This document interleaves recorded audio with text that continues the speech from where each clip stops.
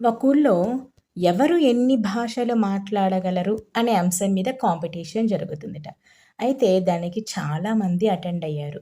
Attend అయిన వాళ్ళందరూ ఒక్కొక్కలుగా stage మీదకి వచ్చి వాళ్ళకొచ్చినన్ని భాషలు మాట్లాడేసి వెళ్ళిపోతున్నారు. అయితే అందులో ఒకాయన స్టేజ్ మీదకెక్కి దాదాపు ఒక 10, 12 భాషలు ఒకే రీతిలో అంటే మనం మాతృభాష ఎలా మాట్లాడతామో అదే ఫ్లూయెంట్‌గా అన్ని భాషలు మాట్లాడేస్తున్నట్ట.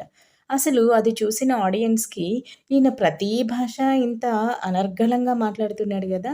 అసలు ఈయన మదర్ టంగ్ ఏమై ఉంటుంది అని చెప్పి డిస్కషన్స్ మొదలుపెట్టారట.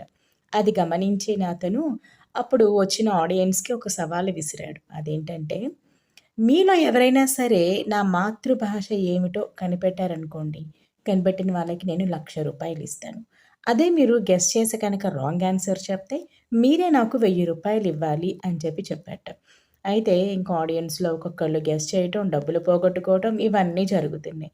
ఇదంతా గమనించిన ఒక చిన్న పిల్లాడు ఒక సూది తీసుకొనొచ్చి గబగబా స్టేజ్ మీదకెళ్ళి అతని కాలు మీద సూదితో గుచ్చాట. అంతే. వెంటనే అతను "అమ్మ బాబోయ్! చచ్చానురా దేవుడా!" అని చెప్పి మాట్లాడాడట. అప్పుడు ఆ పిల్లాడన్నాడు, "సార్ మీ మాతృభాష తెలుగే గదా!" అని చెప్పి రూ. 1,00,000 గిఫ్ట్ కొట్టేసాడట. మరి నిజమే. ఆ పిల్లాడు ఎందుకు చేసుంటాడు?